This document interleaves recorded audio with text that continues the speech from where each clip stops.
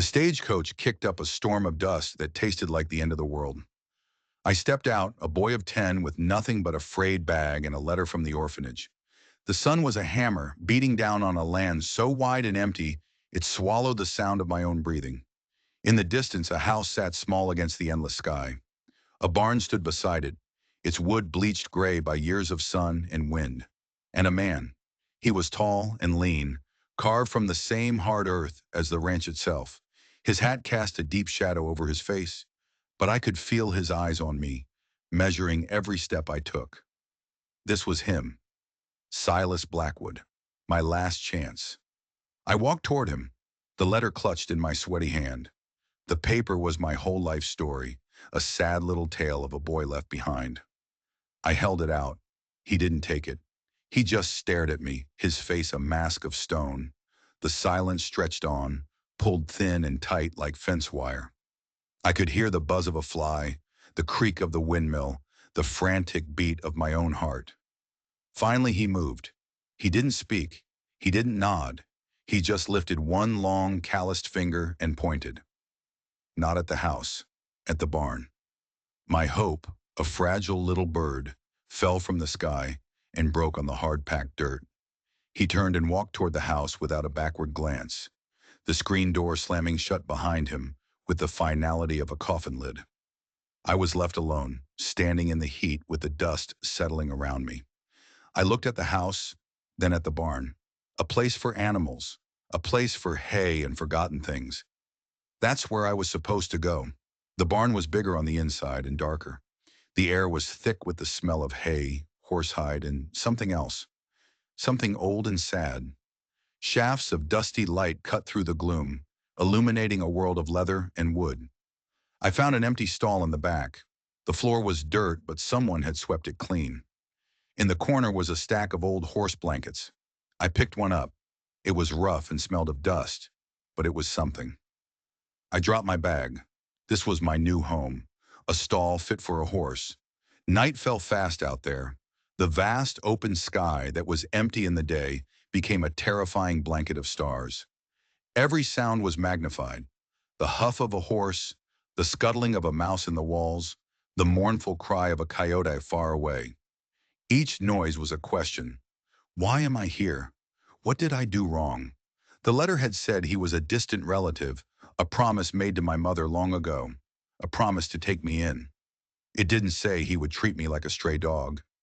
I curled up under the horse blanket, pulling my knees to my chest. The cold from the dirt floor seeped into my bones. I tried not to cry. Crying didn't fix anything. Crying was for boys who still had someone to hear them. I just lay there in the dark, listening to the lonely sounds of the night, wondering if Silas Blackwood would ever say a single word to me. He did. Before the sun had even thought about rising, the barn door creaked open. His silhouette filled the frame, black against the pale pre-dawn light. "Up," he said. His voice was like rocks grinding together. It was the first word he'd spoken to me, and it felt like an order to a mule. I scrambled to my feet. He didn't wait. He just turned and walked away, expecting me to follow. The day was a blur of work, mucking out stalls, hauling water until my arms felt like they'd fall off, mending tack with clumsy, inexperienced fingers. He never showed me how to do anything. He just pointed at what was broken and I had to figure it out. He worked alongside me, but not with me. We were two separate beings moving in the same space. His movements were efficient, powerful. Mine were clumsy and slow. He never offered a kind word, never corrected me gently. If I did something wrong, he'd just take the tool from my hand, do it himself, and thrust it back at me. The silence was the worst part. It was a living thing, a heavy cloak that smothered everything. It was in the way he ate his meals at the kitchen table, his back to me while I sat on the porch steps with a piece of bread and cheese. It was in the long afternoons with only the sound of my shovel scraping against the earth. I started to think he was a ghost, a man haunted by something so terrible it had stolen his voice. Weeks bled into one another. Summer was fading, and the nights in the barn grew colder. I got stronger. My hands, once soft, were now calloused and tough. I learned the rhythms of the ranch. I learned to anticipate what needed to be done before he had to point at it.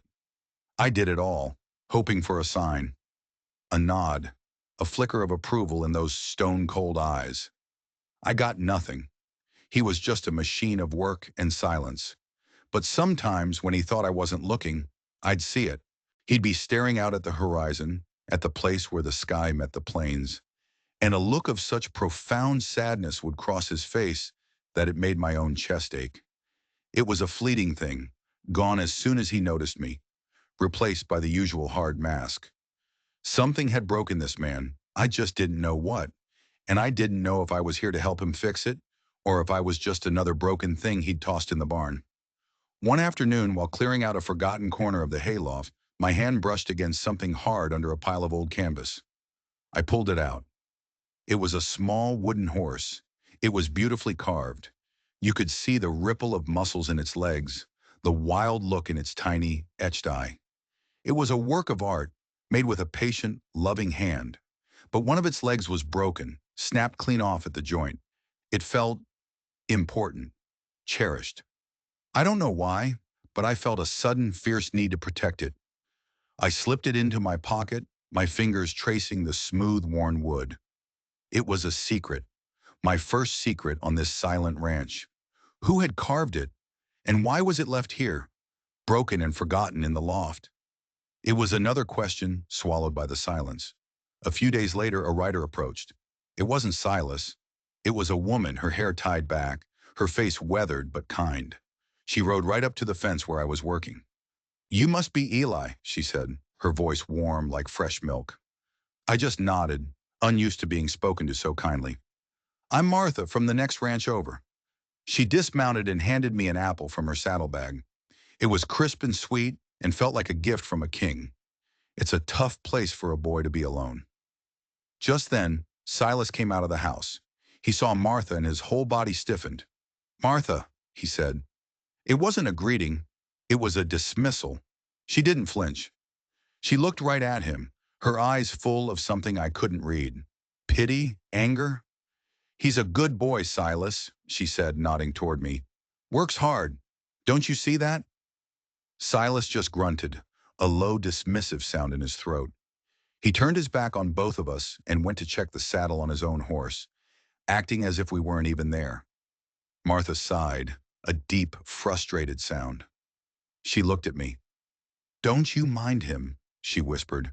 "His heart's just buried deep." She squeezed my shoulder, then mounted her horse and rode away, leaving me with the sweet taste of apple and the bitter sting of Silas's coldness. Her words echoed in my head. Buried deep.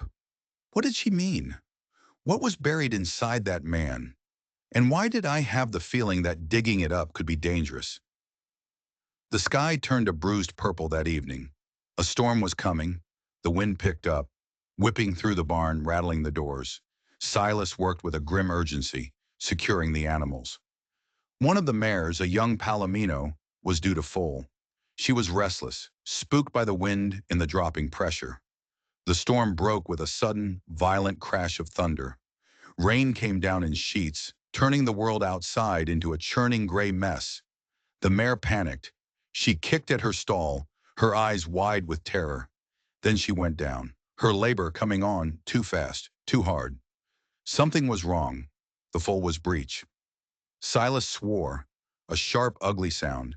He worked to help the mare, his movements sure but strained. He was going to lose them both. Without thinking, I slipped into the stall. "I can help," I said, my voice small against the roar of the storm. He looked at me, ready to shove me out. But he saw something in my face. Or maybe he was just desperate. The foal was tangled, and his large hands couldn't reach. "Hold her head," he grunted. "Keep her calm." I did, murmuring to the mare, stroking her neck. And then I saw the problem. I was small. My arms were thin. I could reach where he couldn't. I pointed. "There," I said. "Let me try." He hesitated for only a second. Then he nodded. We worked together. For the first time, we were a team. My small hands, his strength. The storm raged outside, but inside that stall, there was only the sound of our breathing and the desperate struggle for life. Finally, with one last push, the foal was born. It lay there, slick and trembling, but alive.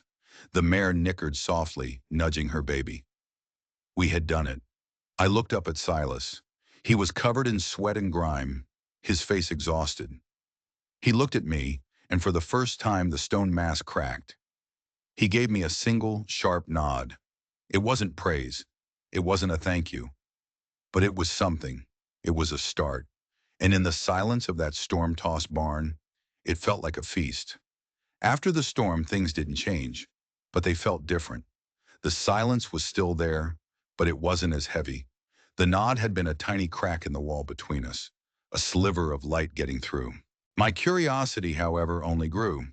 I started watching the house more closely, and I noticed something I hadn't before. One door at the end of the hall was always closed. It wasn't just closed, it was locked.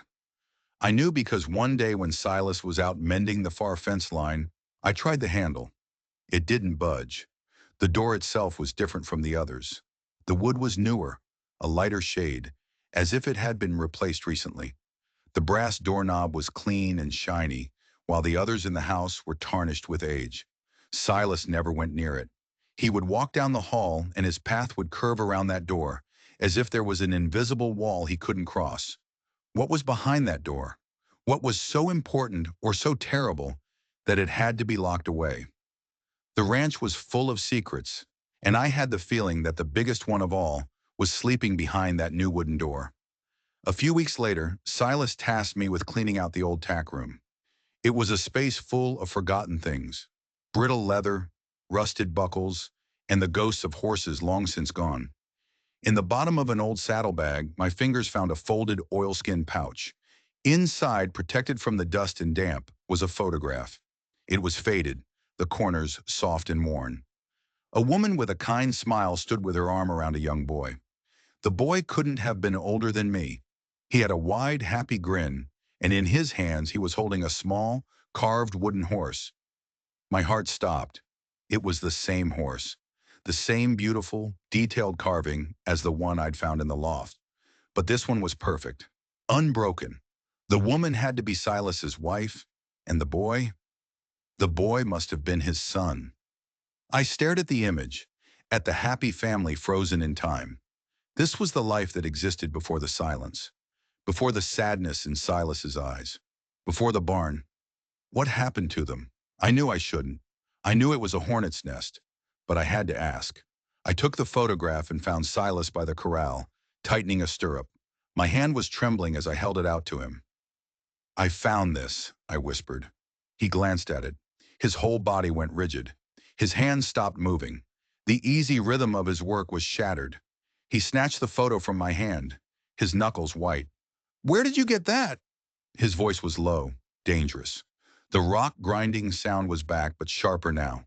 "In the old saddlebag," I stammered. "In the tack room."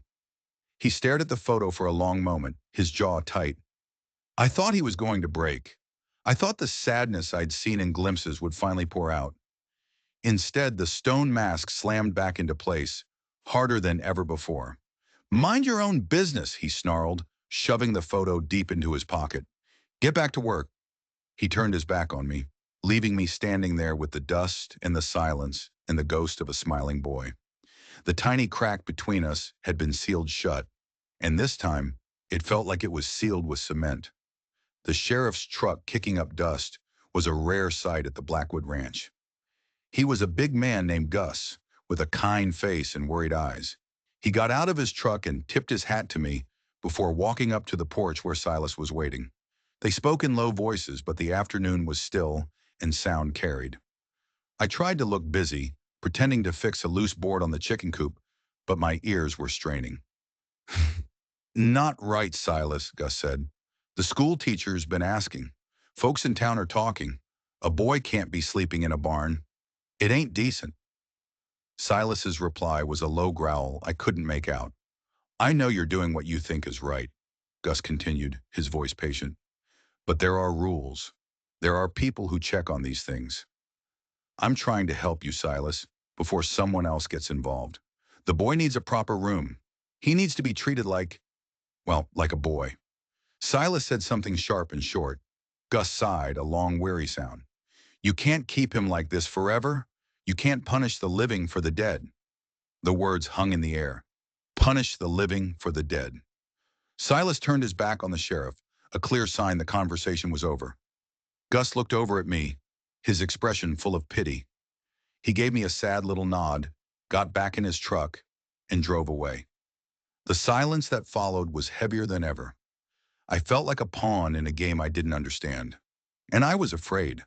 Afraid of the people in town, afraid of being sent back to the orphanage, but most of all, afraid of the angry, wounded man who was watching me from the porch.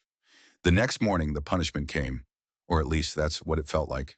Silas pointed to the west pasture. A long stretch of fence, nearly half a mile, was down. Heavy winds from a storm last month had knocked it flat. A herd of cattle was due to be moved into that pasture in 2 days. Fix it, he said. It was an impossible task. It was a job for 2 men working 2 full days, not one boy. He gave me the post hole digger, the wire stretchers, and a heavy mallet. The tools were nearly as big as I was. This was it, the final test. He was giving me a job I couldn't possibly finish, and when I failed, he'd have his excuse. He could tell the sheriff, "See? The boy isn't fit for this life." He could send me away, and his promise, whatever it was, would be fulfilled in failure. I wouldn't fail. I worked like a man possessed. I dug holes until my shoulder screamed. I stretched wire until my hands were raw and bleeding. The sun beat down on my back. I didn't stop for water. I didn't stop for food. I just worked. Every slam of the mallet was a cry of frustration. Why won't you talk to me? Every twist of the wire was a question. What happened to your son? By the end of the first day, I had only done a quarter of it. I was exhausted, dehydrated, and my hands were a mess of blisters and cuts. I collapsed in my stall in the barn, too tired to even eat the bread Silas had left on a crate for me. I knew I couldn't do it. The fence was going to beat me. Silas was going to win. The next day I was back at it before sunrise, my body aching with a deep, grinding pain. I was moving slowly now, my movements clumsy. The sun rose higher in the sky, and with it, my despair. I was going to fail. Around mid-morning, just as I was about to give up, to sit down in the dirt and cry, I heard the sound of a horse. It was Martha, and she wasn't alone. Her hired hand, a quiet man named Jeb, was with her. She rode right up to the fence line, her eyes taking in the scene, the endless stretch of broken fence, and me, a small, dirt-streaked boy on the verge of collapse. She looked toward the house. I saw him too. Silas watching from the porch window, a silent observer at my trial. Martha's voice was clear and loud, meant to carry. "A fence this long needs more than 2 hands, Eli." She dismounted, pulling a pair of work gloves from her belt. "Good thing we brought 4 more." She and Jeb didn't wait for an invitation. They grabbed tools and got to work. Jeb was strong and fast, sinking posts with an ease that shamed my feeble efforts. Martha worked the wire, her movements deft and practiced. They didn't talk much. They just worked. They worked with me. And as we labored under the hot sun, a team of 3 against an impossible task, I glanced at the house. The figure in the window was gone. We finished the fence just as the sun was setting. The last post was sunk, the last wire stretched tight. It was a good, strong fence. Martha gave me a canteen of cool water that tasted like life itself. "You tell Silas the fence is done," she said, a sharp edge to her voice. She looked at my bleeding hands and pressed a small tin of salve into them. "And you tell him a boy's hands shouldn't look like this."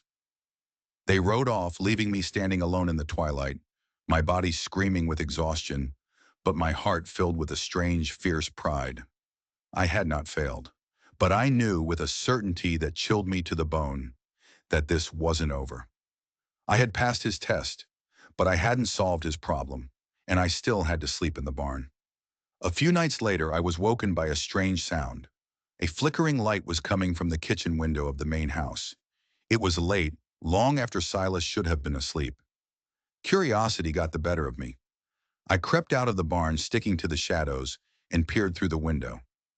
Silas was at the kitchen table.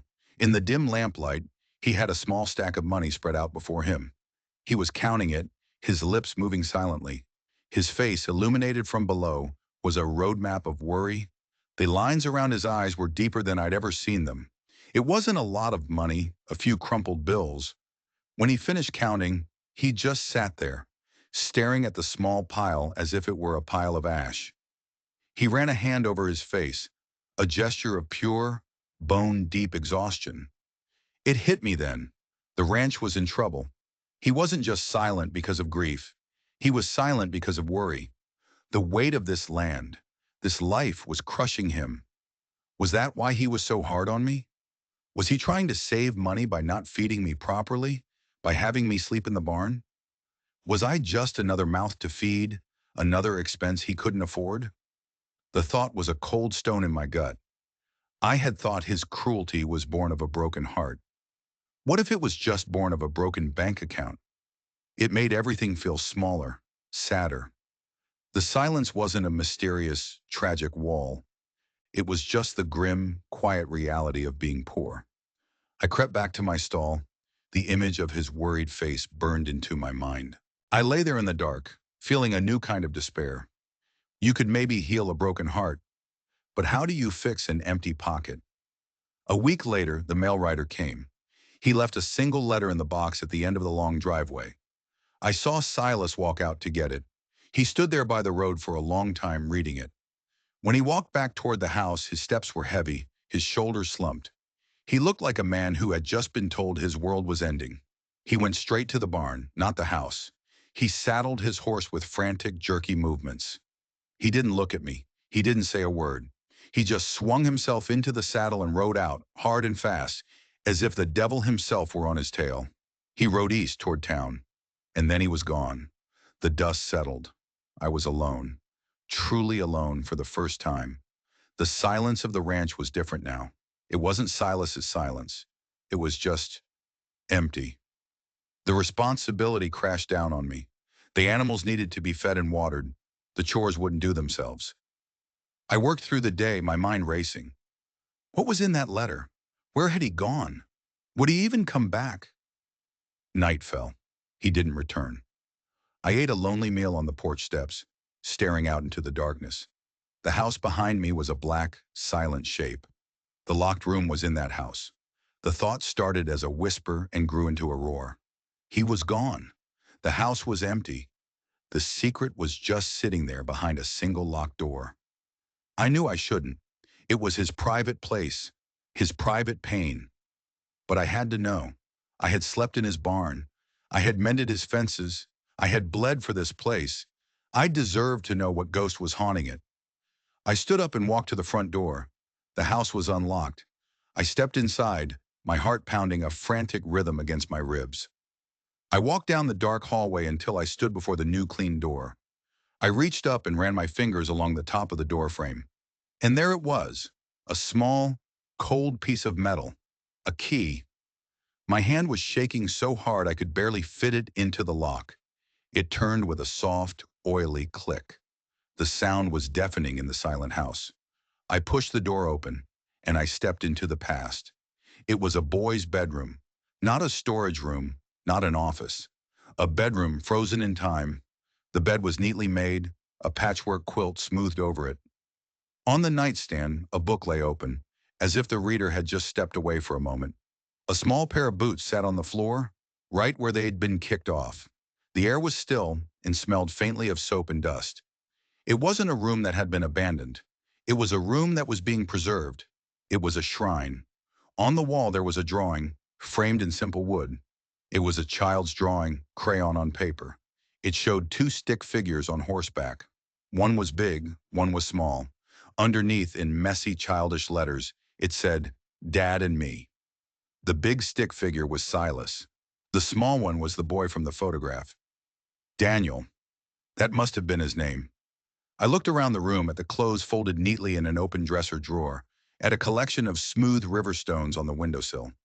This was his life. This was the world that had existed before the silence. This was the son Silas had lost. And this was the ghost that haunted the ranch. The ghost that had put me in the barn. I wasn't being punished. I was being kept out, kept away from this memory, this perfect, heartbreaking shrine.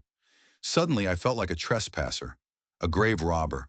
I had broken into the most sacred place in Silas's world. I backed out of the room, my breath catching in my throat. I had to get out. As I turned to flee, I heard it, the sound of a horse outside. He was back. I panicked. I tried to lock the door, but my hands were fumbling. I heard the screen door creak open. Footsteps in the hall. There was no time. I ran.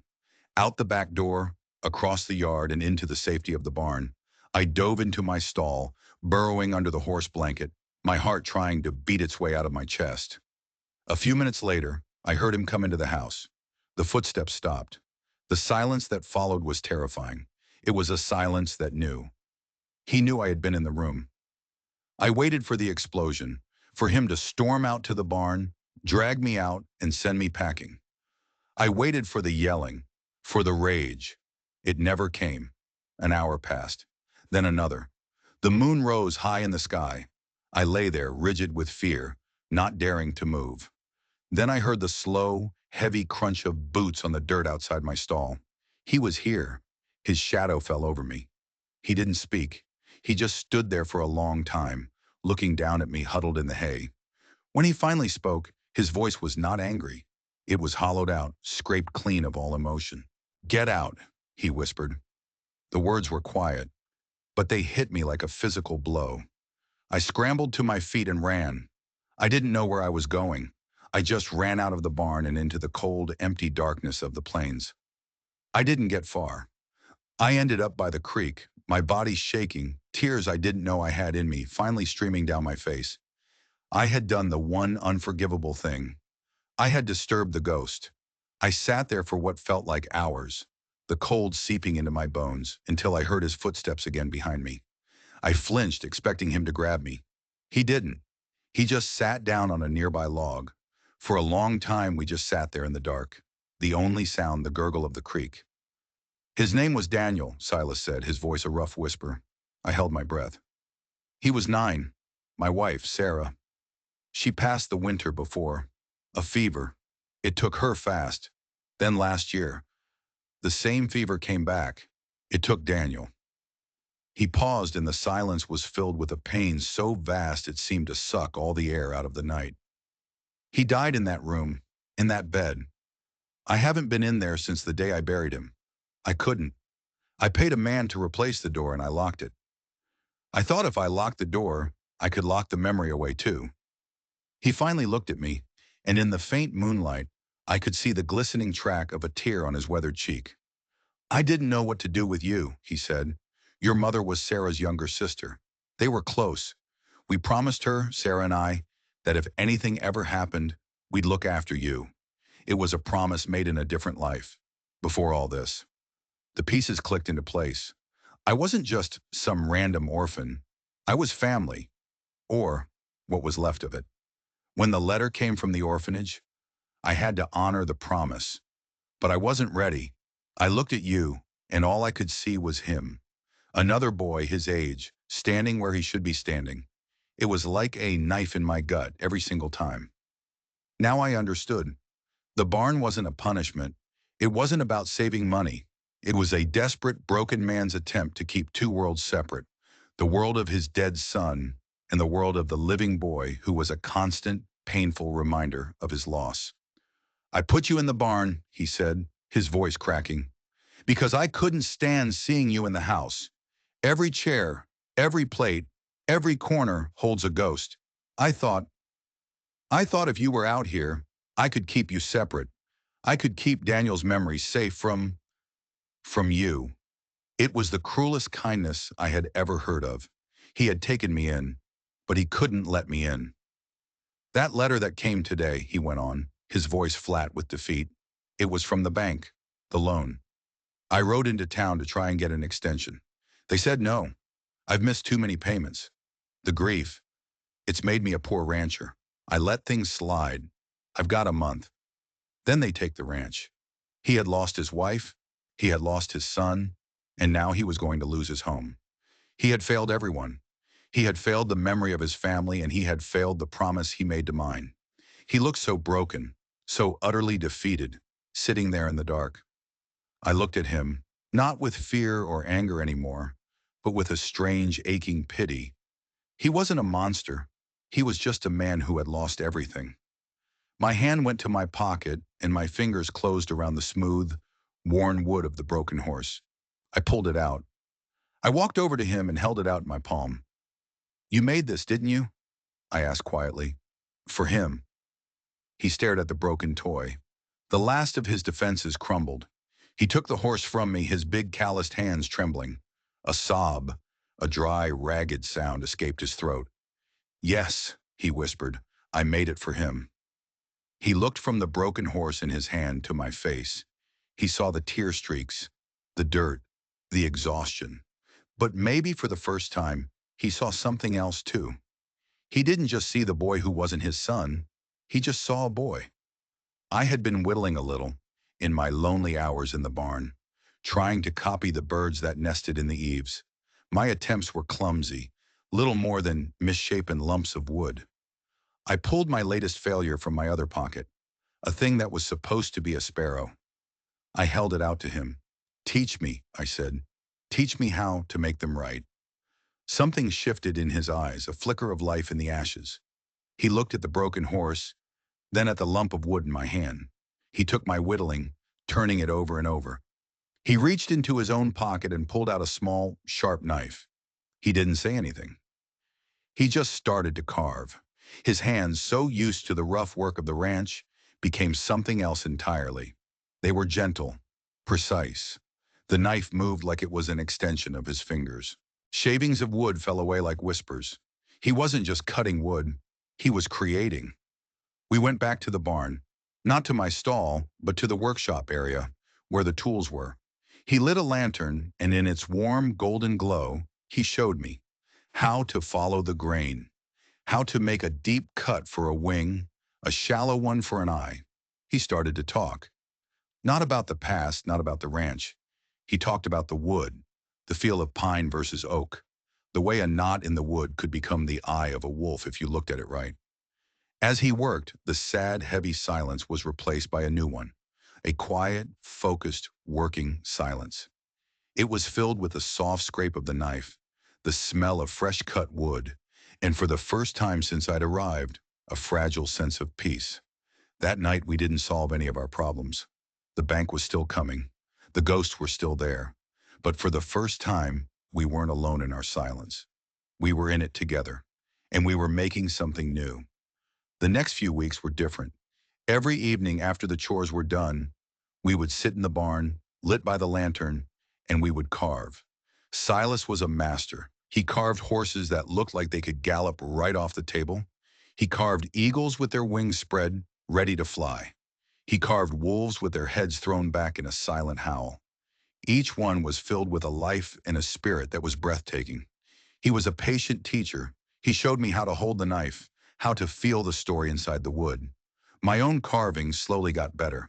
They were still clumsy compared to his, but they started to look like what they were meant to be: a bird, a fox, a small, sturdy bear. We were creating a small army of wooden creatures. They lined the shelves in the workshop, their tiny eyes seeming to watch us. One afternoon, Martha rode over. She saw the collection of carvings, her eyes going wide. She picked up one of Silas's horses, turning it over in her hands.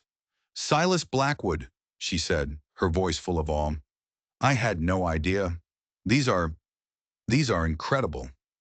Silas just shrugged, a flicker of his old gruff self returning. "Incredible doesn't pay the bank," he muttered. Martha's eyes lit up. "Don't be so sure," she said.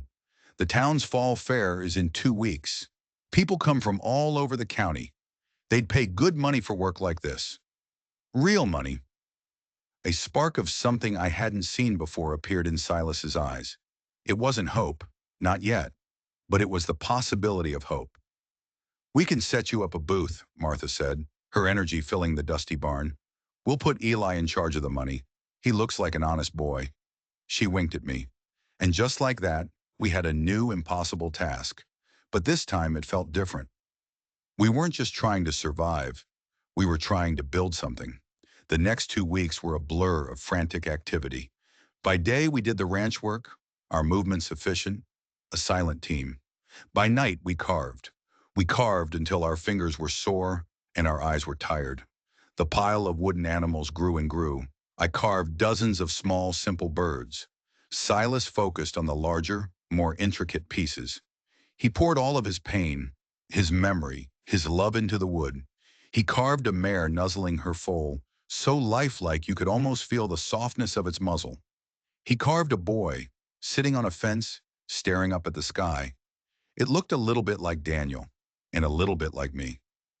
The day of the fair arrived, crisp and clear. Martha helped us load the carvings into her wagon. We set up a small booth between a woman selling preserves and a man selling leather goods. We laid our wooden army out on a blanket. Silas stood back, looking awkward and out of place, his hands shoved in his pockets. He looked like he wanted to bolt. At first, people just walked by. Then a few people slowed down. Curious. The sheriff, Gus, was one of the first to stop. He picked up a carving of a wolf. "Silas, I'll be," he said, turning it over. "Didn't know you had this in you." He looked at the price we'd written on a small tag. "I'll take it." That first sale was like a dam breaking. A woman bought 3 of my birds to hang in her kitchen. A rancher bought the horse and foal for his daughter. People gathered around our booth, marveling at the craftsmanship, at the life in the wood. They didn't just see carved animals. They saw the story behind them. They saw the meticulous detail, the patient love that went into each piece. I handled the money, my hands shaking a little as I made change. Silas started to talk to the customers, explaining the type of wood, the way he carved the feathers on a hawk's wing. A hint of a smile even touched his lips. By the end of the day, as the sun began to set, we looked at the blanket. It was empty. We had sold every single piece. The money box was heavy. We counted it in the back of Martha's wagon. It was more money than I had ever seen in my life. It was enough to pay the bank for the month. It was enough to buy supplies. It was enough to breathe. It wasn't a permanent solution, but it was a start. It was hope, solid and real, that you could hold in your hand. We rode back to the ranch in Martha's wagon, the 3 of us side by side. The silence in the wagon wasn't sad or heavy. It was the comfortable, tired silence of a hard day's work well done. When we got back, the moon was high. Martha said her goodbyes and headed home. Silas and I stood there in the yard, the heavy money box between us. He looked at the house, then at the barn. Then he looked at me. He truly looked at me.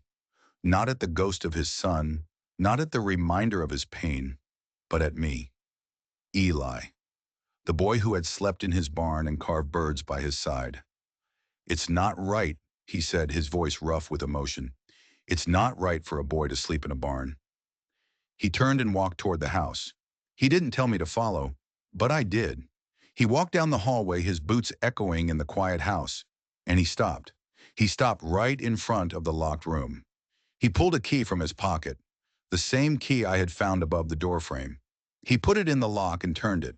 The door swung open, revealing the room, just as I had left it, a perfect, silent shrine. He stepped inside. He walked over to the nightstand and picked up the book that lay open. He looked at it for a long moment. Then he gently closed it and set it down. It was a small gesture, but it felt monumental. He was closing a chapter. He turned back to me. I was standing in the doorway, covered in the dust of the fair, my heart beating a slow, steady rhythm. His voice was thick, but the words were the clearest I had ever heard him speak. "Son," he said, gesturing into the room, "this room." I stepped across the threshold. The air didn't feel heavy with ghosts anymore. It just felt still. It felt like a room that had been waiting for someone to live in it again. Silas walked over to a small empty bookshelf against the wall. He ran his hand over the dusty wood. "You'll need a place for your things," he said. My things. I had so few. I reached into my bag and pulled out the one thing that truly felt like mine. The broken wooden horse I had found in the hayloft. The piece of the past that had started all of this.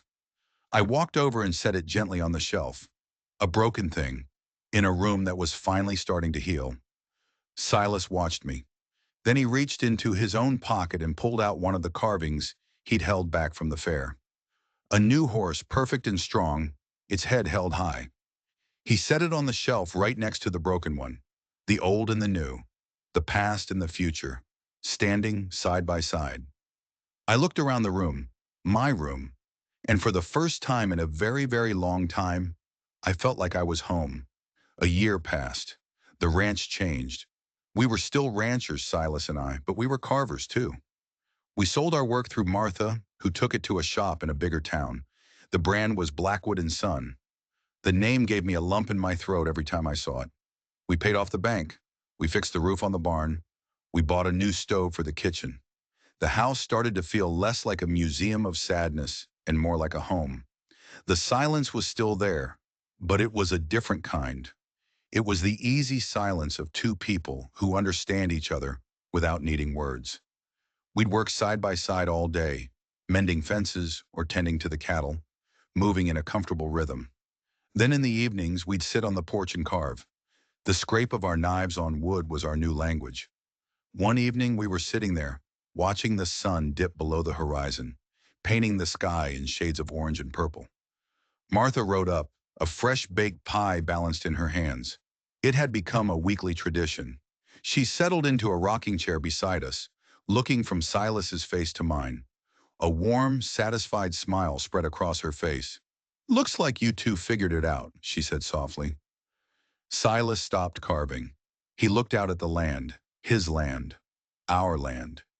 He put his large calloused hand on my shoulder, a familiar weight now, a comforting pressure. "We're a family," Silas said. The words were simple, spoken in his usual rough, quiet way, but they were the strongest words in the world. He was right. We were a family, forged in silence and sorrow, but built with patience and splintered pieces of wood. A broken man and a lost boy who had somehow found a way to carve a new life together. I was finally home. If you enjoyed this story, don't forget to subscribe.